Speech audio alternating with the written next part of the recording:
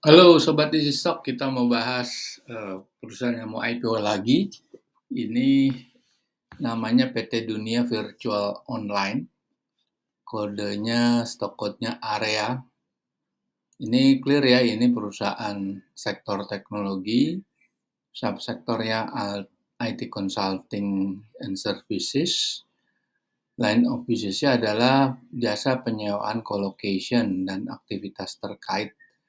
Perusahaan ini ya sudah 14 tahun didirikan, dan ini dia akan melepas ke market itu book building-nya 5 Maret sampai 13 Maret di harga 121 sampai 130. Ini kalau bisa dilihat lebih clear-nya ada website-nya, Anda bisa pelajari. Nah, tentunya perusahaan-perusahaan teknologi ini akan kita bahas kelayakannya dengan menggunakan metode value atau value investing yang akan menghitung nilai wajarnya atau true value-nya. Nah, kita akan lihat, dari prospektusnya akan kita bongkar.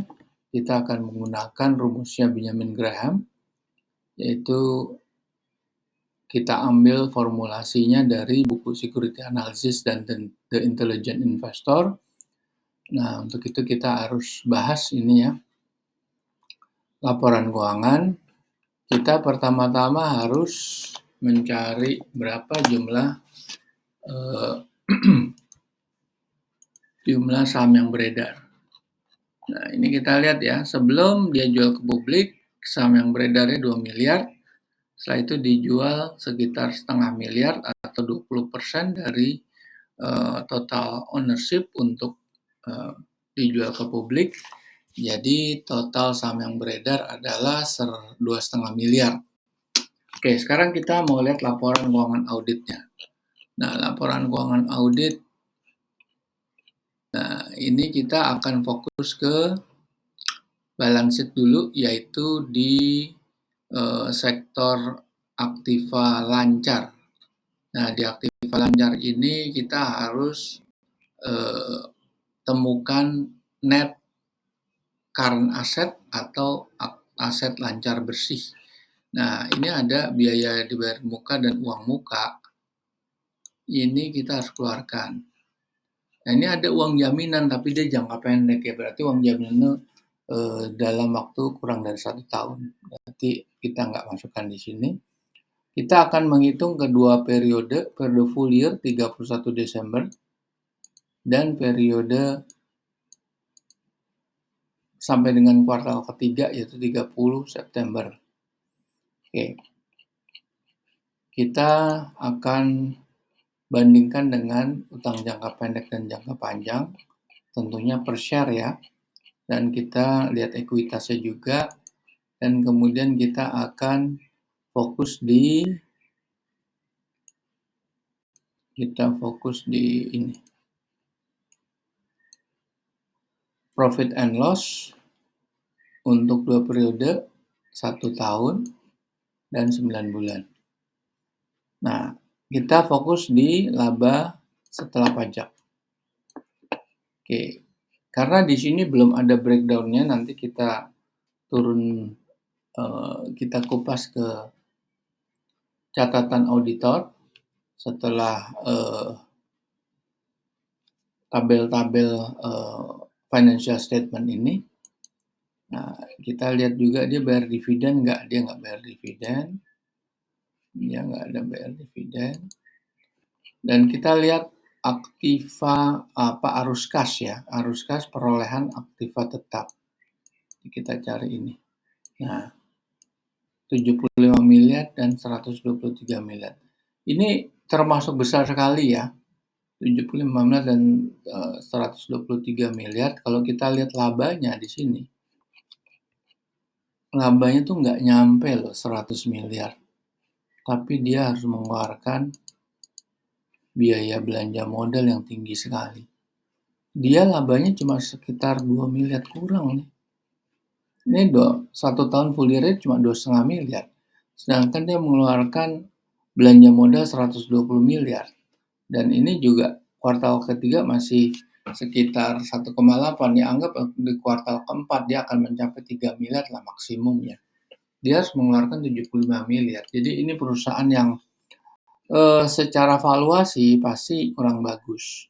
Karena dia belanja modalnya luar biasa. Memang perusahaan IT itu perusahaan yang eee, otomatis atau otonomus, yang menggunakan sedikit daripada, human capital dan akan, fokus kepada, padat modal karena dia harus investasi di perusahaan IT, di barang-barang, IT-nya ya. Oke, kita lihat belanja modalnya, detailnya kita lihat depresiasinya kan 70 miliar ya. Kita lihat sekarang depresiasinya 8 miliar, tahun 2002 yang 1 tahun 123 miliar, dan belanja modalnya depresiasinya 1,8. Oke, sekarang kita lihat detail dari P&L. Nah, ada nih penyisian kerugian, ada amortisasi, lain-lain kita masukkan lah. Jadi kalau plus diminuskan, kalau min dipluskan. Oke, kita sudah bongkar semuanya. Kita sekarang masukkan data-data ke dalam Excel.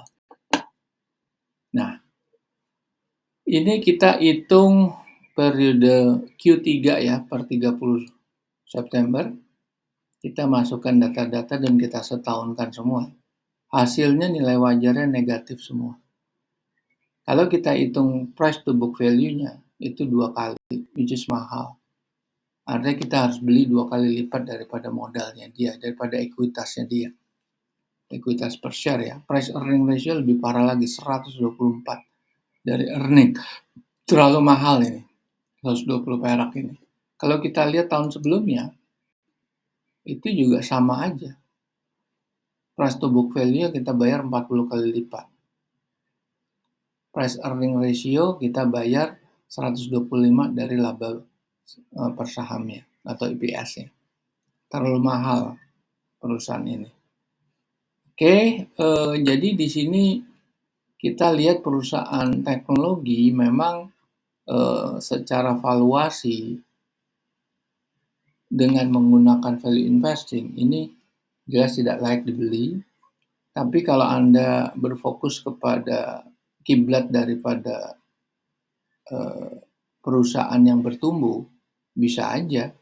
Nah, kalau kita lihat tadi di sini, ini kalau kita lihat daripada labanya sebetulnya nggak tumbuh-tumbuh banget di sini nih. Ini lihat nih. Kan nggak ada pertumbuhan yang signifikan. Ini kuartal ketiga ya 9 bulan. Ini sudah 12 bulan. Paling tinggi ini 3 miliar. Jadi tidak terlalu istimewa perusahaan ini. Oke, kita jumpa lagi di pembahasan IPO berikutnya.